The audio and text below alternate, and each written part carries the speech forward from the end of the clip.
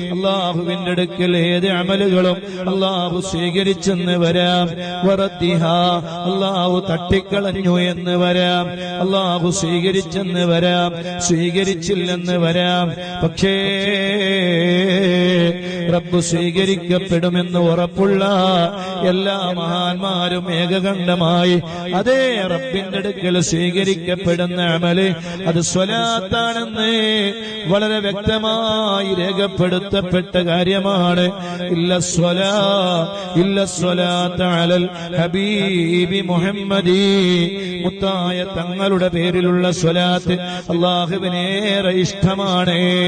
ആ സ്വലാത്ത് റബ്ബ് ചെയ്യുന്നുണ്ട്, ആ സ്വലാത്ത് മലക്കുകൾ ചെയ്യുന്നുണ്ട്, ആ സ്വലാത്ത് നിങ്ങളും ചെയ്യുവീൻ എന്ന് അല്ലാഹു പ്രത്യേകം ഖുർആനിൽ പറഞ്ഞതല്ലേ. അതുകൊണ്ട് സ്വലാത്തിന്റെ ആളുകളാവണം. മരിക്കുന്നത് വരെ സ്വലാത്ത് ചൊല്ലണം.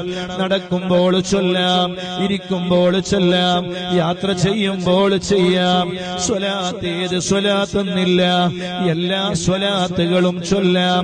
ചുണ്ടുകൾ സ്വലാത്ത് ചൊല്ലാനൊന്ന് ചലിക്കണം. രാത്രി കിടന്നുറങ്ങുമ്പോ സ്വലാത്തൊന്ന് ചൊല്ലണം. ഒരു ദിവസം 300 സ്വലാത്തെങ്കിലും ചുരുങ്ങിയത് ചൊല്ലണം. ഞാൻ സ്വലാത്ത് ചൊല്ലുന്ന ആളാണ് എന്ന് ഒരാൾക്ക് പറയണമെങ്കിലേ ചുരുങ്ങിയത് 300 സ്വലാത്ത് ഒരു ദിവസം ചൊല്ലണമത്രേ. എങ്കിലും മാത്രമേ ഞാൻ സ്വലാത്ത് ചൊല്ലിയ ആളാണെന്ന് അയാൾക്ക് പറയാൻ കഴിയുകയുള്ളൂ അത്രേ. അതിന് വലിയ അരമണിക്കൂർ സമയം വേണ്ട.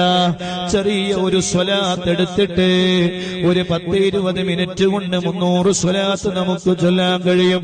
അങ്ങനെ ഒരു ദിവസം സ്വലാത്ത് ചൊല്ലുന്ന ആളുകളായാൽ അല്ലാഹുവേ നീ ഞങ്ങളെ കബൂൽ ചെയ്യണേ അല്ലാ, സ്വീകരിക്കണേ അല്ലാ, പൊരുത്തപ്പെടണേ അല്ലാ. +1 +2 ഡിഗ്രിക്കും പഠിക്കുന്ന മക്കളെ, നിങ്ങൾ കോളേജിലേക്ക് പോകുമ്പോ, നിങ്ങൾ പഠിക്കാൻ പോകുമ്പോ നിങ്ങൾ കയ്യിലൊരു കൗണ്ടർ കരുതിയാൽ കോളേജിലേക്ക് എത്തുമ്പോഴേക്കും ഒരു 300 സ്വലാത്ത് ആയിത്തീരുമല്ലോ. ആ സ്വലാത്ത് ചൊല്ലിയാൽ വലിയ ഗുണമല്ലേ, ഭൗതികമായ ആത്മീയമായ വലിയ വളർച്ചയുണ്ടാകും. അല്ലാഹു നമുക്ക് തൗഫീഖ് നൽകട്ടെ.